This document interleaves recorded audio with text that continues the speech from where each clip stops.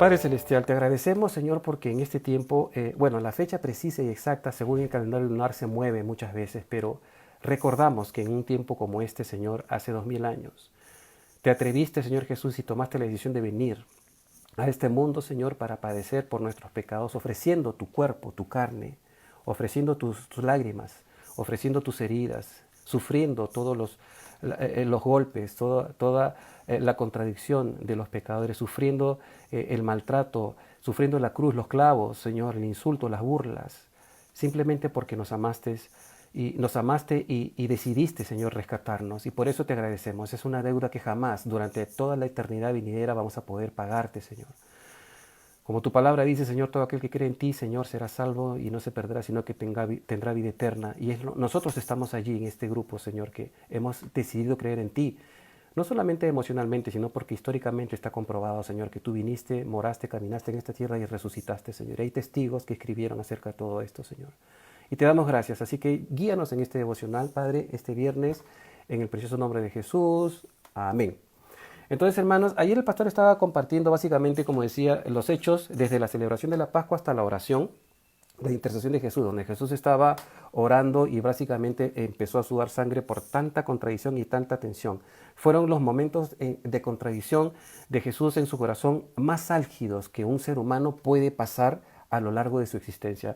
Muchas veces nosotros pensamos que, y siempre decimos, no, nadie ha sufrido como yo he sufrido en la vida porque a mí me ha pasado de lo peor.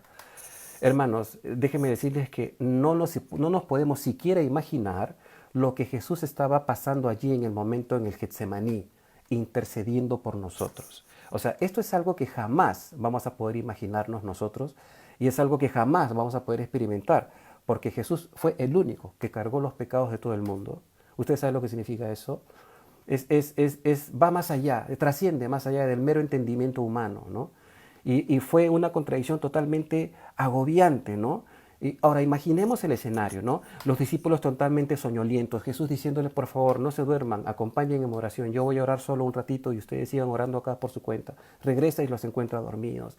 Encima, Él está completamente exhausto, ¿no? Son casi tres años y medio de ministerio, de haber caminado por toda la tierra de Judea, de Jerusalén, y exhausto hasta el cansancio, y encima soportar todo eso. Luego la turba llegando al Getsemaní, Él está en una contradicción muy álgida, muy acentuada, ¿no?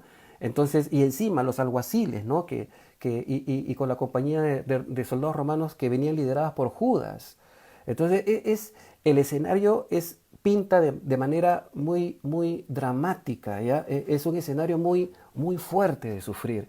Pero Jesús estaba allí, no huyó. Y él, por más que oró 3 veces y dijo, Señor, si es posible, pase de mí esta copa, pero no se haga mi voluntad, sino la tuya, ¿no? Cuando finalmente fue reconfortado incluso por el ángel, como vamos a estudiar o vamos a reflexionar en un ratito, en todo ese momento que sucedió, que pasó, el Señor recibió fuerza y recuperó el estado como diciendo, ok, ya está, es la voluntad del Padre y voy a tener que sufrir este trago amargo de que me arresten, que me golpeen, que me peguen, que me crucifiquen y que me maten, ¿no? Con el único objetivo de salvar a los que van a creer en mí, para poder llevarlos a la gloria, para poder llevarlos a tu trono, Señor, ¿no? Entonces, básicamente como la oración que hizo él, que narra el evangelista, Juan el evangelista, ¿no? Cuando narra intercede por sus discípulos. Entonces, es un ambiente muy denso, muy dramático, y la esfera que está de alguna manera sucediendo, digamos, lo quiero plasmar de esta manera, hermanos. Había dos ambientes, o hay dos esferas que nos rodean a nosotros, básicamente el mundo material y el mundo espiritual. Y Jesús estaba en medio de ambos, intercediendo y redimiendo a ambos mundos, ¿no? O sea, Él estaba redimiendo la creación y a la epítome máxima de la creación, que es el ser humano, pero también el mundo espiritual, ¿no? Porque toda rodilla se va a doblar delante de Jesús y va a confesar que Jesús es el Señor para la gloria del Padre. Entonces, en ese sentido, Jesús estaba en estas dos esferas, no solamente en el mundo redimiendo, en el mundo material, sino también en el mundo espiritual. Y recordemos que un ángel lo tuvo que asistir porque ya no daba más, ¿no? Así que si nosotros pensamos que en algún momento hemos sufrido mucho por las tribulaciones que hemos tenido, déjenme decirle, hermanitos lindos, preciosos, que no podemos imaginarnos lo que Jesús estaba experimentando en el momento de la oración, cuando le pidió al Padre 3 veces que Él no quería ir a la muerte, que no quería morir, que de repente si es que hay otro camino, que el Padre y Él se pongan de acuerdo para redimirnos a nosotros. El Padre estaba calladito, no dijo nada y Jesús entendió que era la voluntad del Padre, según el consejo del Padre, decir, no, tenemos que redimirlos y esta es la única, el único camino, la única manera, ¿no? Porque sin derramamiento de sangre no hay perdón de pecados. Antes de leer el texto quiero hacer un pequeño paréntesis respecto a la compañía de los soldados. ¿Por qué? Porque solamente se menciona una compañía de soldados romanos aparte de los alguaciles, pero en realidad, para que tengan una idea, o sea, esto, si ustedes han visto la película de Mel Gibson, por ejemplo, la escena es muy solitaria, hay algunos 12 o 13 alguaciles del templo, ¿no? Que venían con unas antorchas o con unos lamparines y Jesús estaba ahí con sus discípulos y nada más. Pero la verdad es que no es así. O sea, simplemente les quiero aclarar esto para que ustedes vean el panorama. Una compañía de soldados romanos, ¿ya? Era el término militar que se refiere a una corte romana que consistía de 1/10 de una legión. Entonces, la fuerza numérica de una legión romana estaba constituida por 6.000 soldados romanos. 6.000 soldados romanos. Imagínense 6.000 personas. 6.000 soldados romanos era una legión. ¿De acuerdo? Ahora, entonces, cuando se refiere el evangelista que dice que venía Judas con una compañía de soldados romanos, más los alguaciles del templo, los que cuidaban el templo, los que eran como los guardaespaldas de los sumos sacerdotes, de la casta del Sanedrín, ¿no? Que dicho sea de paso, no tenían armas porque los romanos no les permitían a ellos tener armas, sino simplemente tenían como palos para disuadir, ¿no? Como las cachiporras que le vemos ahora a los policías que a veces tienen en vez de usar su arma, ¿no? De reglamento. Entonces, una compañía estaba constituida básicamente de 1/10 de esta legión, que eran 6.000 soldados. Conclusión, Judas estaba viniendo a capturar a Jesús, a entregar a Jesús con los alguaciles, con algunos fariseos que estaban ahí, o escribas que eran parte del Sanedrín o allegados a la cúpula, más la compañía de soldados romanos, hermanos, que aproximadamente son 600 soldados. Entonces, esto no era como que así, con un artilugio asolapado, fueron y capturaron a Jesús sin la más mínima bulla, sin el más mínimo bullicio, ¿no? Capturaron a Jesús así todo desprevenido, porque nadie se dio cuenta que lo capturaron. No, no fue así. Fue un evento totalmente estrambótico. ¿Por qué? Porque durante la Pascua toda la gente entraba a sus casas, celebraban la Pascua, comían el cordero con las hierbas amargas, y el pastor dijo ayer, por ejemplo, sí, es cierto que se conmemoraba y cuando se ofrecía el pan se hacía una oración especial, se cantaban salmos, etc. Entonces toda la gente estaba en sus casas. Plan de 10, 11, 12 de la noche, ya la gente pues estaba terminando haciendo la celebración y de pronto, plan 1, 2 de la mañana, 3, que no sabemos exactamente, después que Jesús estuvo orando en el monte, una turba, ¿no? De alguaciles, algunos fariseos, algunos religiosos, ¿no? Más los alguaciles y más la legión de los romanos, de los soldados, yendo hacia el Getsemaní. Entonces, simplemente para terminar esto, ¿no? Aproximadamente son entre las 3 y 5 de la madrugada, ¿no? Ese es más o menos el contexto temporal, pero imagínense la turba, ¿no? Los alguaciles, algunos de los religiosos y encima los casi 600 soldados romanos, los 600 soldados romanos que estaban yendo a marchar para capturar a un solo hombre. Entonces ahora sí, vamos a leer y conforme es mi estilo vamos a ir haciendo la reflexión al respecto. Mateo 14 desde el versículo 43, ¿no? Donde el pastor se quedó en el versículo 42 ayer, ¿no? Del 43 al 44 leemos, dice, luego hablando él aún, vino Judas, que era uno de los 12, y con él mucha gente con espadas y palos, y de parte de los principales sacerdotes y los escribas y de los ancianos, mucha gente, ¿no? Y el que le entregaba le había dado señal diciendo, al que yo besare, ese es, prendedle y llevadle con seguridad. Esto me da risa, de verdad que es irónico, ¿no?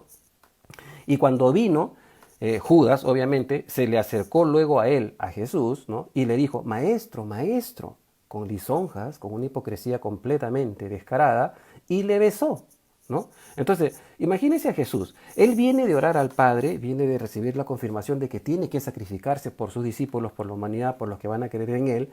Viene de asumir la culpa por los pecados del mundo, viene de sudar sangre, está completamente exhausto. Sus discípulos están recién despertándose porque la turba de repente los terminó de despertar, que se estaban quedando dormidos mientras Jesús estaba terminando de orar, ¿no?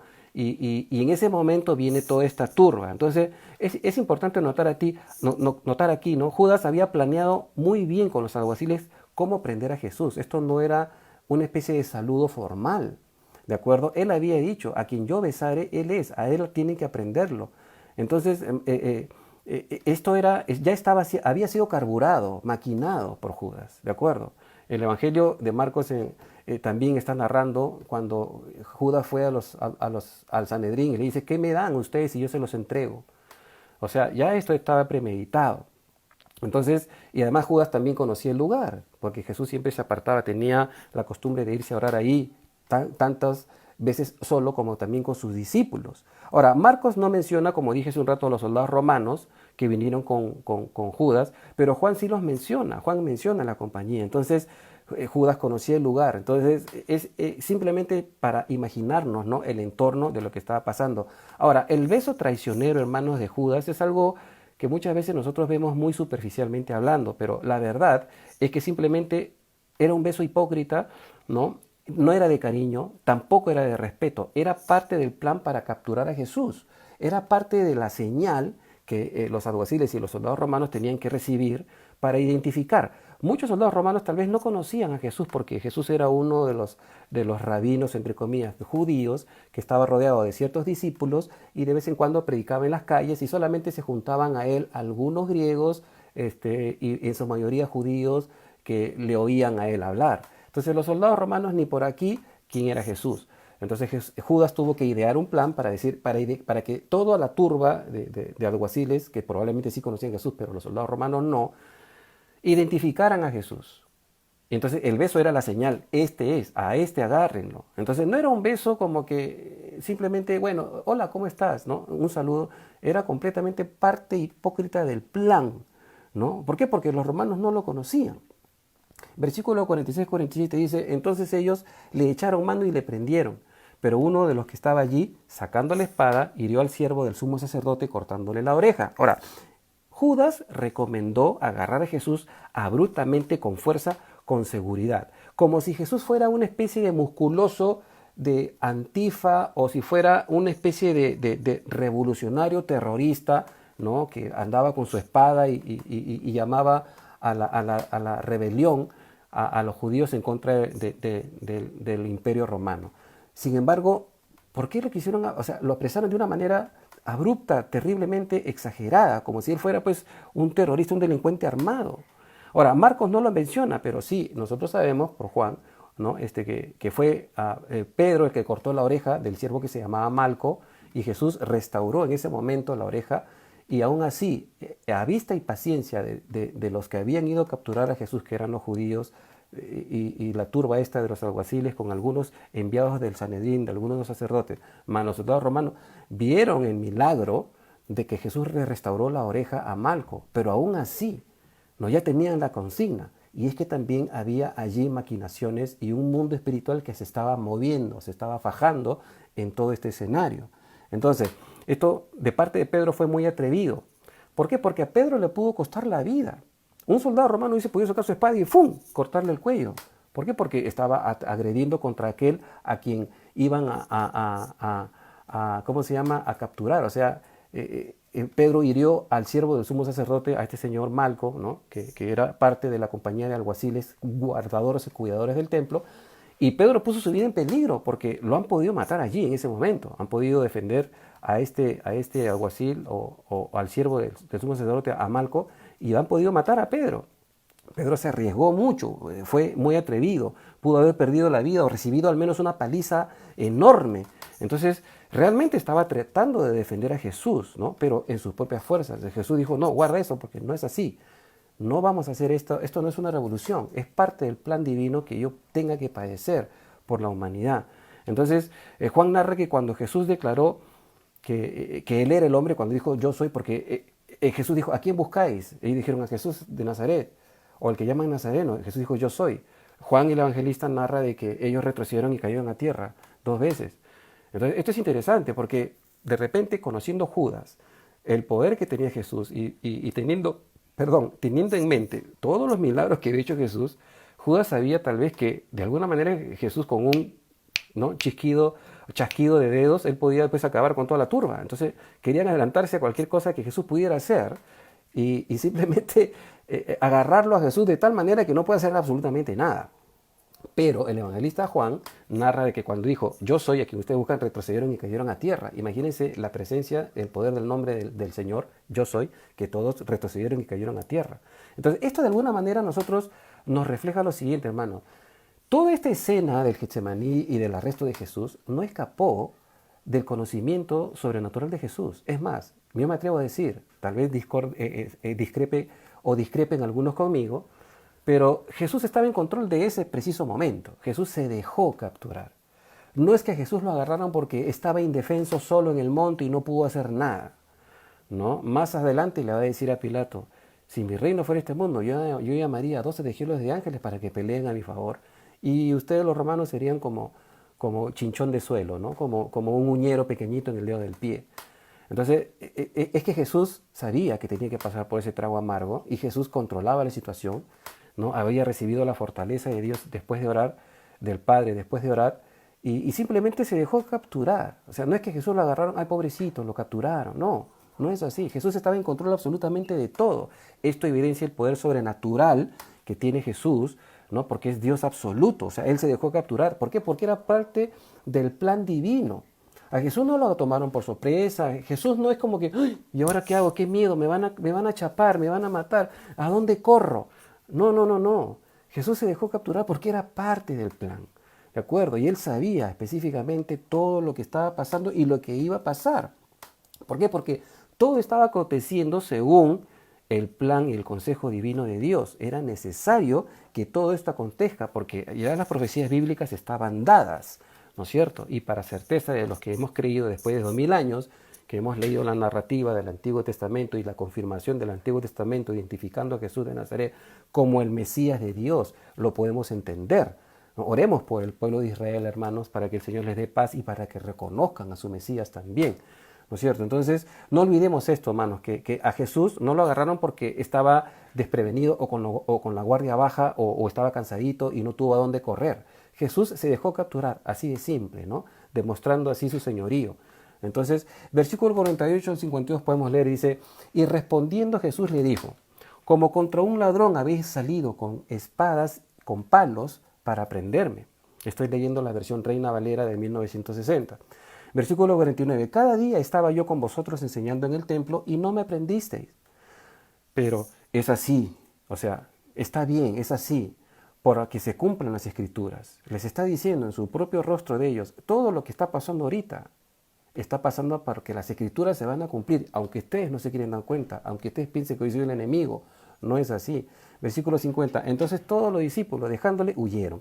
Aquí hay que prestar atención, ¿ya? El pastor hizo una observación ayer muy importante acerca de este muchacho que huye desnudo, se adelantó porque está en esta sección y fue muy buena la observación.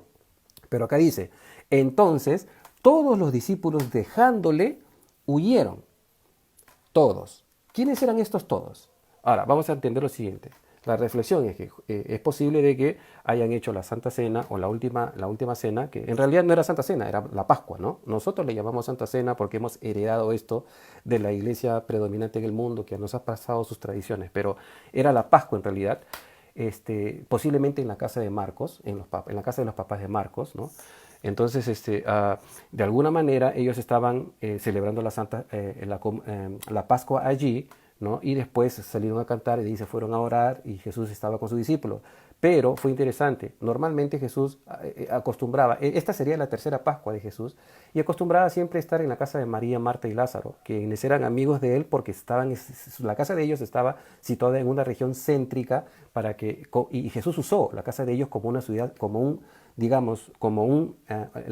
lugar satélite, ¿no? Desde donde él salía para varios lugares para evangelizar, para predicar su palabra, ¿no? Para darse a conocer. Entonces, pero esta vez él dijo, no, vamos a celebrar la Pascua en la casa de este señor, etcétera, etcétera, ¿no? O sea, los estudiosos concuerdan de que posiblemente sea la casa de Marcos, sus papás, ¿no? Y entonces cuando dice, ¿quiénes son estos todos? Bueno, Jesús estaba celebrando la Pascua con los 12 discípulos, a quienes les lavó los pies, según los otros evangelios, y con quienes hizo la última comunión. Dijo Jesús, he deseado celebrar esta Pascua con vosotros hace tiempo, pero era la tercera vez. ¿no? Y algunos piensan que posiblemente esa era la cuarta. No queremos entrar en ese debate, pero posiblemente sea la tercera vez que Jesús, es más de seguro que sea la tercera vez que Jesús estaba celebrando la Pascua con ellos. Ahora, si entendemos que Jesús fue un judío de nacimiento, desde los 13 años Jesús ya formaba parte, ¿no? Porque seguro le hicieron en su bar mitzvah y ya formaba parte dentro del liderazgo de las personas representativas en las sinagogas, y entonces ellos vienen celebrando, Jesús venía celebrando la Pascua desde que tenía uso de razón. Para él no era novedad. Pero esta vez Jesús quiso dejar un emblema, un símbolo muy, muy preciado, muy precioso, ¿no? El pan y el vino. El pan representa su cuerpo que va a ser quebrado y el vino representa su sangre, con la cual nosotros vamos a ser justificados, santificados por Dios, ¿no? Vamos a ser perdonados. Y por eso, cuando dice aquí, todos lo dejaron, estos todos no son más que los 11 discípulos, a excepción de Judas, porque Judas, después de haber metido el pan, porque ellos comían en una especie de pailas, ponían los guisos ahí, no tenían cucharas y usaban los pedazos de pan como si fueran cucharas y agarraban, metían y comían, se acababa otro pedazo de pan, metían y comían. Judas, después de la cena, Jesús le dijo, el que mete a sus discípulos, el que mete esto con el pan conmigo en el guiso, él es el que me va a traicionar. Y cuando sucedió esto, le dijo a Judas, lo que vas a hacer, hazlo más pronto. Entonces Judas salió y se fue a traer a toda la compañía. Entonces Jesús quedó con sus 11 discípulos. Estos 11 discípulos son los que se fueron, ¿no es cierto? Entonces el versículo 50 de Marcos 14 dice, entonces todos los discípulos dejándole huyeron, ¿de acuerdo? Versículo 51, pero cierto joven le seguía, cubierto el cuerpo con una sábana, y le prendieron. Ahora es interesante, yo sé que no podemos hacer un estudio tan específico como a mí me gusta normalmente hacerlo, pero sábana también es el equivalente al lino, ¿no? Que el lino era un tipo de tela que usaban los sacerdotes, los levitas, ¿no? Para las ceremonias que hacían, con las que confeccionaban sus vestidos. Entonces, y la palabra desnudo no significa completamente desnudo como cuando uno está en la ducha bañándose, sino que en ropa interior, ¿no? Es decir, tenían como una ropa interior, como envuelto ahí en la cadera que le cubría las partes íntimas, y eso era como una especie de ropa interior. Entonces no es que huyó desnudo, que se le veía todo, no se refiere, no es así, no es la interpretación que se le puede dar. Entonces el versículo 51 dice, pero cierto joven le seguía cubierto el cuerpo con una sábana y le prendieron, o sea, lo llegaron a agarrar. Mas él, dejando la sábana, huyó desnudo. Entonces, primero, ¿qué necesidad de venir armados con palos y piedras contra Jesús? Jesús nunca llamó a la insurgencia, a la insurrección, nunca llamó al levantamiento de armas. Él decía, tenemos que perdonar a nuestros enemigos y poner la otra mejilla. Entonces, ¿qué necesidad había? Entonces Jesús, al hacer esto, les estaba diciendo, ¿por qué vienen a mí como si yo fuera pues un terrorista? No tiene ningún sentido, y la gente la turba más con la consigna de chaparlo por orden del Sanedrín, y tal vez por agradar a la gente del Sanedrín, es que se coludieron, porque mientras tú tenías más vara o hacías más puntos con la élite, la casta del Sanedrín, que constituida por saduceos, por fariseos, y el pastor hizo ayer una descripción muy, muy buena acerca de todos los grupos, los esenios, los fariseos, los saduceos, los herodianos, etcétera, que existían en esta época, que de alguna manera también ellos, con sus tradiciones y sus interpretaciones, también tenían doctrinas distorsionadas. Incluso el judaísmo mismo, los saduceos con los fariseos creían cosas distintas, ¿no? Entonces, todo esto, Jesús le dice, han venido con palos y piedras para capturarme, pero si yo estaba enseñando pacíficamente todos los días, ustedes me han visto, y yo no, ni siquiera cargaba una piedra ni nada, ¿no? Pero así es, ustedes vienen así como si yo fuera un ladrón. ¿Qué necesidad de ella? Yo nunca he estado armado, pero Jesús les hace ver eso. Y es importante porque esa actitud de alguna manera de ellos ya estaba profetizada, estaba dentro del plan de Dios. Se estaban cumpliendo al pie de la letra. Ahora, cuando dice todos los discípulos dejándole huyeron, es interesante, ¿no? Porque ¿qué cosa es huir? Salir disparado corriendo. O sea, no es que ellos se fueron alejando poco a poco, se fueron corriendo. Cuando uno huye, yo he huido en una oportunidad, les confieso. Una vez, hace años, el Sendero Luminoso puso una bomba en un consorcio de automotor donde yo fui a preguntar unos precios y me quedaron solo 20 segundos para correr porque olí el olor de la pólvora de la bomba y agarré a mi esposa de los pelos, del cuello y le dije, vámonos de acá que ahorita explota. Corrimos 20 segundos, el coche voló en 1000 pedazos y nosotros volamos como media cuadra como Superman. Volamos así porque casi, o sea, yo sé que es huir. Y así los discípulos salieron huyendo, porque imagínense ver a los alguaciles, a la turba, a los representantes de Sanedrín, más los soldados romanos, completamente asustantes, si es que existe esta palabra, ¿no? pero era traumatizante, y los discípulos, los 11, pero este joven, ¿quién sería? Este es un incidente muy particular porque solamente se narra en el Evangelio de Marcos, lo que de alguna manera, tácitamente hablando, devela de que fue Marcos, pues, quien era el que estuvo allí en ese momento, porque él habla de sí en tercera persona, como ya demostramos en el Evangelio cuando hacemos el estudio de que el autor es Marcos, que nunca habla de sí mismo, sino que habla de sí en tercera persona. Ha tenido que ser, ¿no? De repente lo despertaron en la madrugada. Imagínense que están pasando los soldados. Cuando los 600 soldados pasan, no pasa caminando como una turba de una procesión. Los soldados tenían la consigna de cada vez que eran dirigidos de un lugar a otro para cometer o para hacer alguna diligencia o capturar a alguien o intervenir en alguna casa o lo que sea. Ellos no iban caminando como cada uno viendo su celular o leyendo su periódico. Ellos tenían la formación militar de caminar marchando, caminando así, con sus espadas, sus escudos, sus lanzas, caminando. Imagínense 600 soldados romanos, o sea, una bulla en medio de las calles que despertó a medio mundo, ¿no? Y llegando al Getsemaní, y los discípulos salieron corriendo. Entonces es interesante ver esta escena y tenerla así. Sin embargo, este muchacho sale, lo agarraron, ¿no? Como que lo agarraron un ratito, como dice el versículo, ¿no? O sea, pero cierto joven le seguía cubierto el cuerpo con una sábana y le prendieron, mas él, dejando la sábana, huyó desnudo. Entonces es interesante, ¿no? La mayoría de los comentaristas están de acuerdo de que fue Marcos, y obviamente porque él es el único que narra este evento, ¿no? Es posible que, como dije hace un momento, que la Pascua la hayan celebrado en la casa de él. Terminado la Pascua, Jesús con sus discípulos, los 12 fueron a Getsemaní a orar, al monte, ¿no? Cruzaron el valle, llegaron al monte, y Marcos dijo, bueno, el Señor quiere estar con sus discípulos, ¿no? Yo todavía estoy muy muchacho, así que ya se fueron. Y seguro Marcos estaba durmiendo, y cuando uno duerme, pues, ¿no? De repente está en ropa interior con una sábana cubierta. Tocaron la puerta y le dijeron, Marco, algo está pasando, parece que van a capturar al maestro, hay una turba de soldados que vienen con alguaciles. Y Marco agarró la sábana con lo que tenía a la mano y salió a buscar, a avisarle a Jesús. Pero lamentablemente salió después de la turba e iba siguiendo a la turba hasta que llegaron a Getsemaní. Y cuando los discípulos salieron corriendo, el único que quedó ahí fue Marcos. Entonces voltearon los soldados o los alguaciles y lo vieron y ¡pum!, le pusieron la mano. Y Marcos agarró y dijo, no, conmigo no es. Y ¡pum!, salió corriendo, dejando la sábana y huyendo, pues, en ropa interior, ¿no? Salió así, disparado. Entonces, esto básicamente lo quiero aclarar porque hay una suciedad aquí. Discúlpeme la palabra, no suelo usar estos adjetivos calificativos, pero hay una suciedad, quiero decir, de que quieren dar a entender a algunos, y por respeto no voy a mencionar ni nombres ni nada, pero algunos quieren suscitar con este evento de que Jesús tenía ciertas inclinaciones no normales, ¿no? Algunos quieren imputar esto y decir de que Jesús tenía intimidad con una deformidad, ¿no?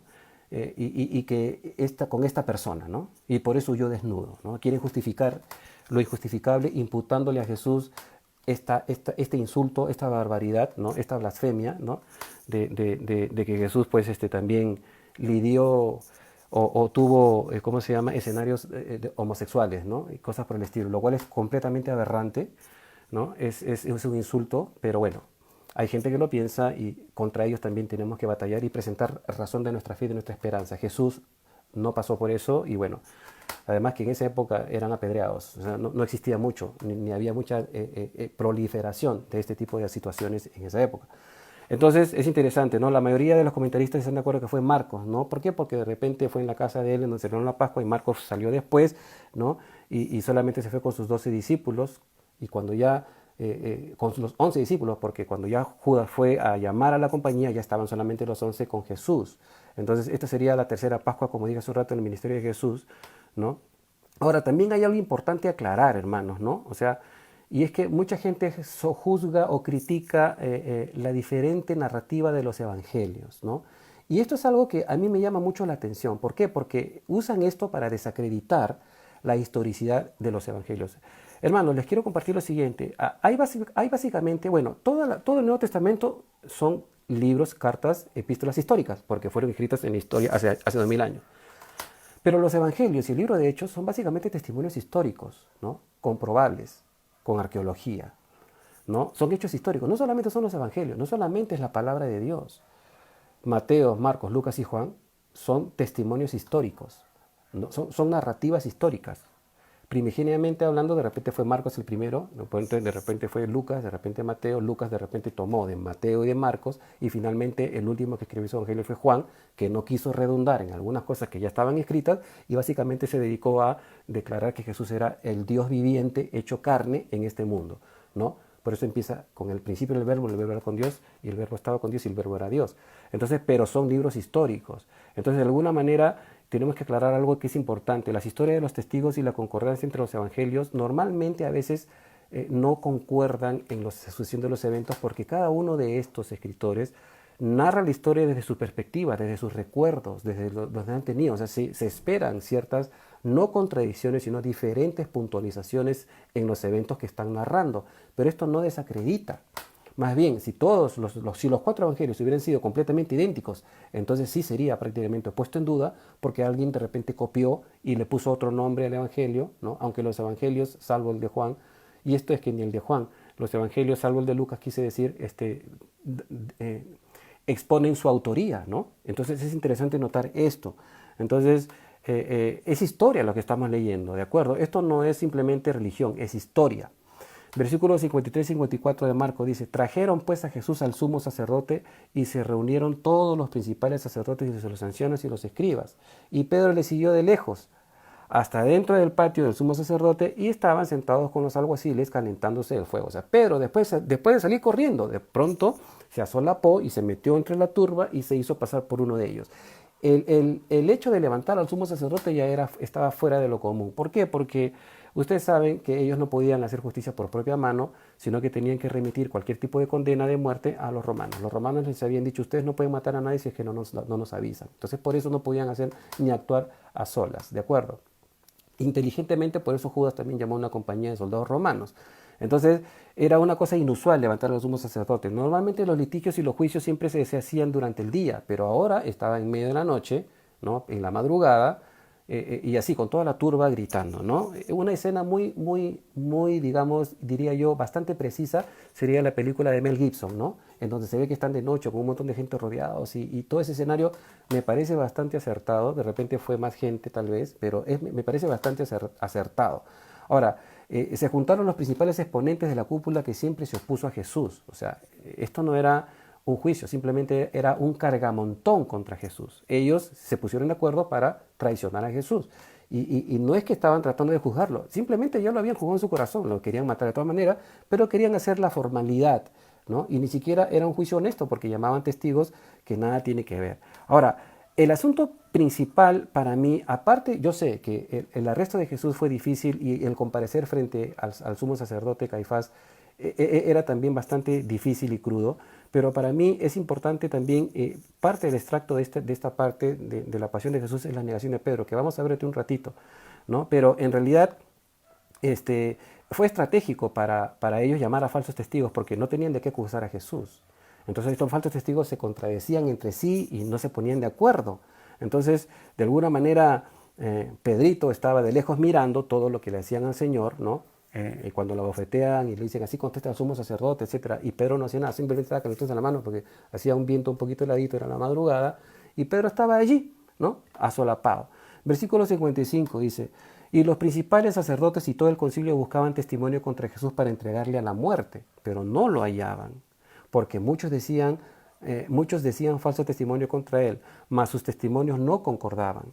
Entonces, levantándose unos, dieron falso testimonio de él contra él, diciendo: nosotros le hemos oído decir: yo derribaré este templo hecho a mano y en 3 días edificaré otro hecho sin mano.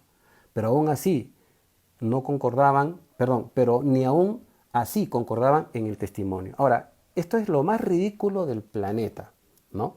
O sea, imagínense que alguien me meta o intente matarme a mí porque yo diga así: este palacio de gobierno, ¿no?, de nuestro país, ¿no?, donde está el presidente, en 3 días yo lo derrumbo y en 3 días más sin manos yo lo levanto. O sea, este testimonio, para que sea, digamos, digno de muerte, o sea, ni siquiera eso. Simplemente lo que tendrían que hacer conmigo es meterme al manicomio, ¿no? Porque no puedo destruir yo solo el Palacio de Justicia con mis manos, romperlo, y luego construirlo sin manos, otro Palacio de Justicia más bonito. O digamos, otro Palacio de Gobierno más bonito. Básicamente, o sea, la gloria de ellos era básicamente el templo, ya lo hemos estudiado varias veces, y para ellos el templo era lo máximo, pero esto no era una imputación como para matar a alguien. Básicamente era, ¿sabes qué? Este señor necesita un psiquiatra, porque este templo no lo puedes llevar tú solo, y en 3 días no puedes levantar otro sin manos, sin constructores, sin gente, sin obreros que pongan los ladrillos. Entonces, en vez de irte de matarte, mejor te mandamos a un psiquiatra o algo así. Entonces, no había nada que puedan acusar a Jesús, era la ridiculez más grande del mundo. Estaban enfurecidos, enceguecidos, y ni siquiera articulaban un solo testimonio contra Jesús. Es interesante, ¿no? Y esto a pesar de que sobornaban a la gente para que calumnien a Cristo. Entonces, era algo, o sea, era garrafalmente, o sea, un espectáculo completamente putrefacto, ¿no? Lo que estaban haciendo con Jesús allí en ese preciso momento, ¿no? O sea, no tenían ninguna justificación de ser. Los falsos testigos ni siquiera podían ponerse de acuerdo, ¿no? Entonces, todo era una farsa, simplemente era algo que no merecía mayor atención. Era ridículo condenar a Jesús por haber dicho de que el templo, etcétera. O sea, no tenía ninguna justificación. Versículo 60. Entonces el sumo sacerdote, levantándose en medio, o sea, Caifás, preguntó a Jesús diciendo, ¿no respondes nada? ¿Qué testifican estos contra ti? Mas él callaba y nada respondía. El sumo sacerdote le volvió a preguntar y le dijo, ¿eres tú el Cristo, el Hijo de Dios bendito? Aquí la cosa sí se puso color candela. Aquí sí ya la cosa no era para pasar por alto. ¿Por qué? O sea, el sumo sacerdote, quien era la máxima autoridad para la nación, ¿no? Tras sacar palabras de Jesús para levantar un debate, como diciéndole, oye, no te defiendes de lo que te están diciendo estos, quería que Jesús se ponga a pelear con ellos. Pero Jesús, discerniendo su pensamiento, no le respondía, porque era imposible debatir con los argumentos falsos que estaban imputándole a él.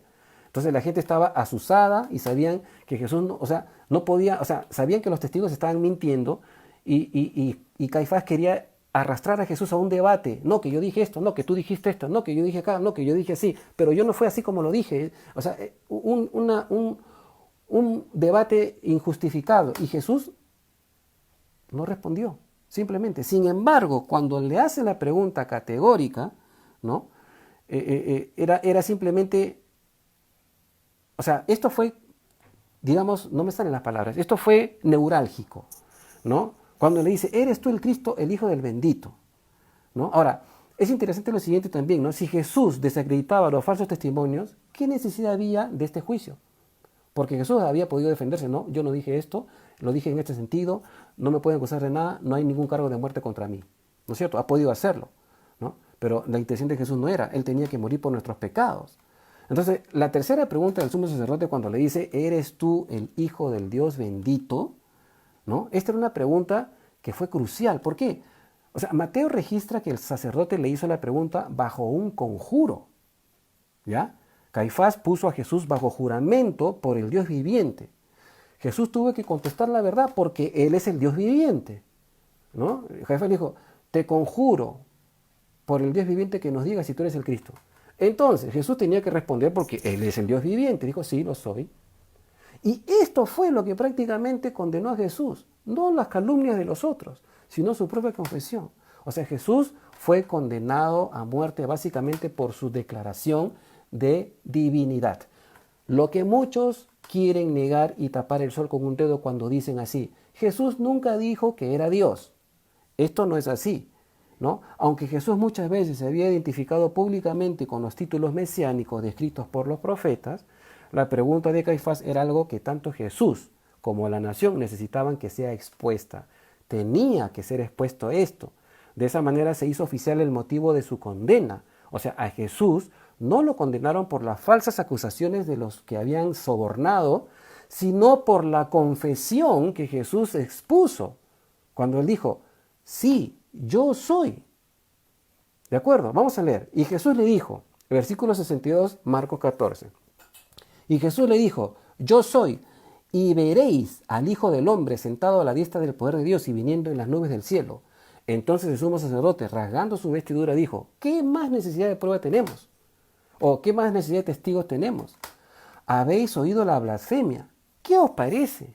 Y todos ellos le condenaron declarándole ser dignos de muerte. Ahora, Jesús respondió con un afirmativo y contundente yo soy. Era la respuesta más adecuada debido al juramento con el que Caifás lo sometió. Caifás le dijo, dime por Dios si tú eres el Hijo del Dios viviente. Y Jesús no podía decir que, o no podía quedarse callado porque él era el Dios viviente, él es el Dios viviente, tuvo que responder. O sea, no había de otra, ¿no es cierto? Entonces, no solo eso, sino que aparte de que él estaba diciendo y declarando su divinidad, su deidad, también respondió con la realidad del hecho de su resurrección, porque le dice, el Hijo del Hombre estará sentado a la diestra de Dios y lo veréis viniendo en la nube del cielo. O sea, está hablando, sí, yo soy, voy a morir, voy a resucitar y voy a regresar a este mundo a poner el reino prometido a David. Le está diciendo todo el escenario escatológico y futuro. Se lo está diciendo, le está diciendo, yo soy Dios. Muchos quieren negarlo, pero se equivocan. Entonces Caifás hizo algo, y esto es bien interesante, ¿no? ¿Por qué? Porque Caifás hizo algo que no se puede, en el versículo 63 dice, ¿no? Entonces el sumo sacerdote rasgando su vestidura dijo, ¿qué más necesidad tenemos de testigos? Ahora, en Levítico 21:10, ¿no? No lo busquen, yo les digo, en Levítico 21:10 dice, y el sacerdote no rasgará sus vestidos. Pero Caifás, queriendo evidenciar su horror, ¿no? El horror que sintió por la confesión de este carpintero que dijo ser el Hijo del Dios viviente, rasgó su vestido, algo que estaba prohibido por la ley, ¿no es cierto? El sumo sacerdote no podía hacer eso, no le estaba permitido, pero lo hizo. Y es interesante, ¿no? Ahora, Caifás descaradamente, aparte de quebrantar la ley, dijo que ya no se necesitaban testigos. Entonces, ¿por qué? Porque la misma confesión de Jesús básicamente fue la que lo llevó a que ellos lo condenaran a muerte. O sea, Jesús sí dijo, yo soy el Hijo de Dios bendito, lo que equivale al Dios bendito mismo, ¿no? El Hijo de Dios es Dios también. ¿Y por qué? Porque lo hizo bajo juramento. Ahora, según Caifás, esto era una blasfemia y era digno de muerte, ¿no? Entonces, la respuesta de Jesús para ellos era inadmisible. No puede ser que tú seas el Hijo del Dios bendito, no puede ser, ¿no? Tú, un simple carpintero de la plebe, ¿no? Que no ha salido de entre nosotros, ni ha tenido ningún contacto con la descendencia de los levitas, ni nada por el estilo, ¿no? Porque, bueno, el Señor sabemos que vino de la tribu de Judá, pero no tenía nada que ver con los levitas. Entonces, ellos no podían entender ni creer. Entonces, básicamente, a Jesús lo condenaron por esta blasfemia. Versículo 65 dice, y algunos comenzaron a escupirle, a cubrirle el rostro y a darle puñetazos y a decirle profetiza, y los alguaciles le daban de bofetadas. Interesante, ¿no? La actitud de la multitud para agradarse de la cúpula sacerdotal. Ya ni siquiera entendían por qué le estaban pegando a Jesús, pero simplemente le pegaban. Isaías 56 dice bien claro, di mi cuerpo a los heridores y mis mejillas a los que me arrancaban la barba. No escondí mi rostro de injurias y de escupitajos. Eso fue lo que pasó. A veces la gente era más fanática, ¿no?, que los mismos del Sanedrín y se ensalzaron contra el Mesías. Vamos a leer para que no nos gane el tiempo. Del versículo 66 al 71 dice, estando Pedro abajo en el patio, y esta es la negación de Pedro, vamos a hacer acá, nos vamos a detener un poquito, estando Pedro abajo en el patio, vino una de las criadas del sumo sacerdote, y cuando ve a Pedro que se calentaba mirando, le dijo, tú también estabas con Jesús Nazareno, mas él negó, diciendo, no le conozco, ni sé lo que dices, y salió a la entrada y cantó el gallo. Y la criada, versículo 69, viéndole otra vez, comenzó a decir a los que estaban allí, este es de ellos, pero él negó otra vez.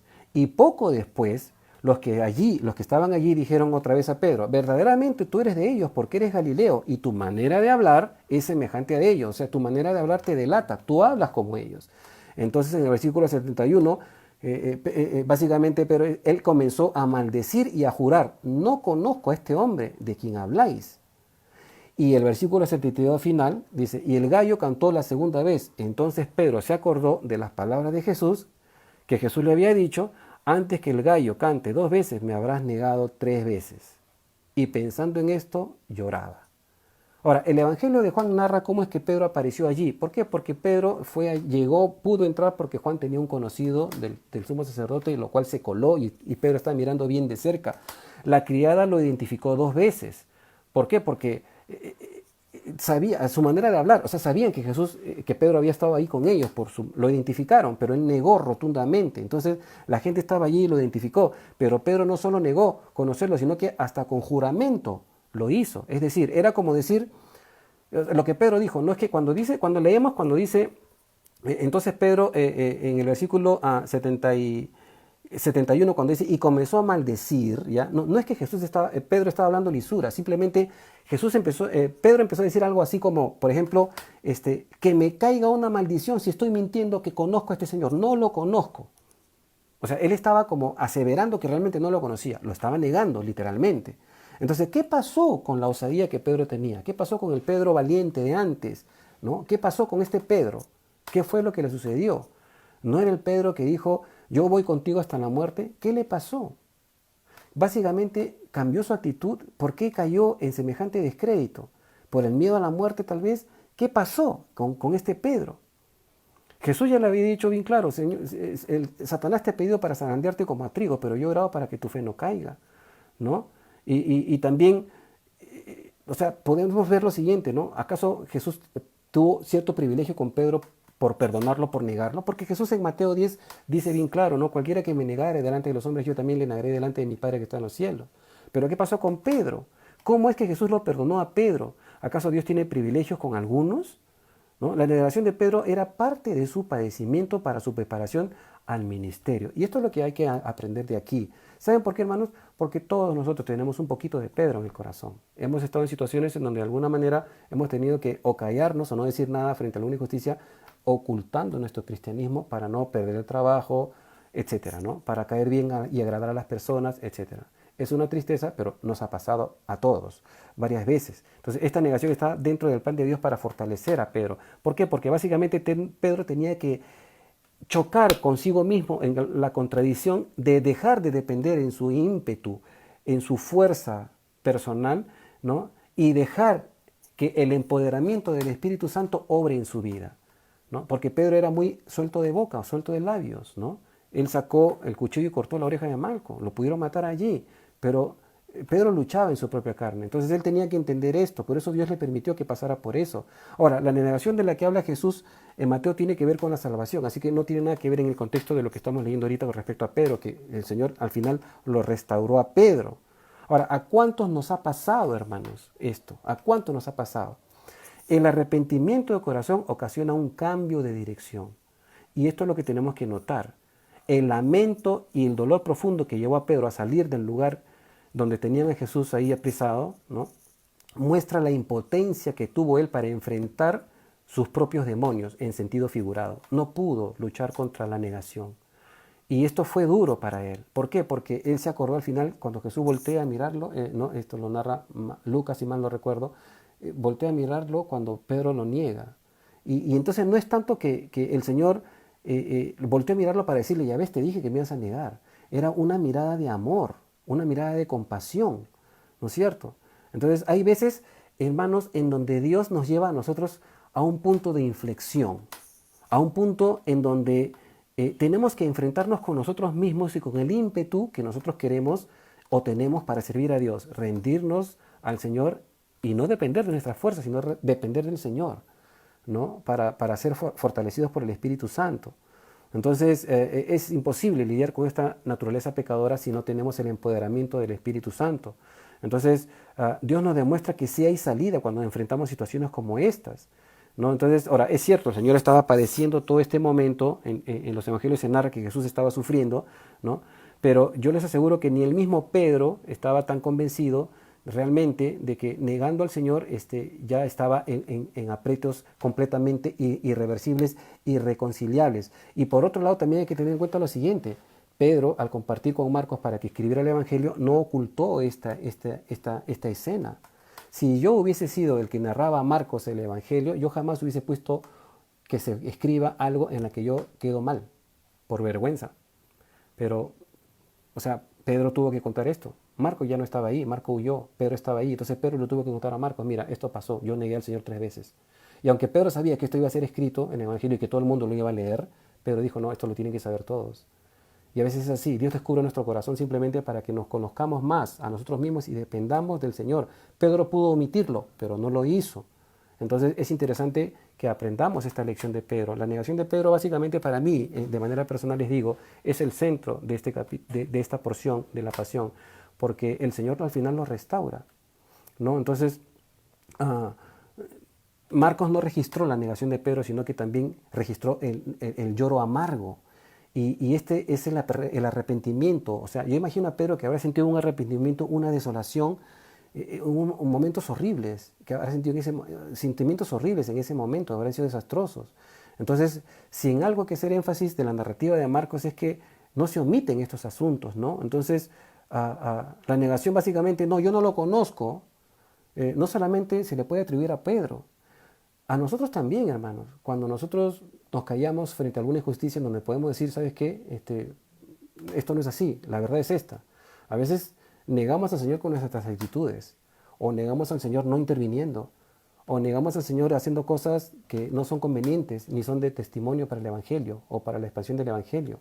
O sea, nuestro comportamiento a veces sin querer niega al Señor.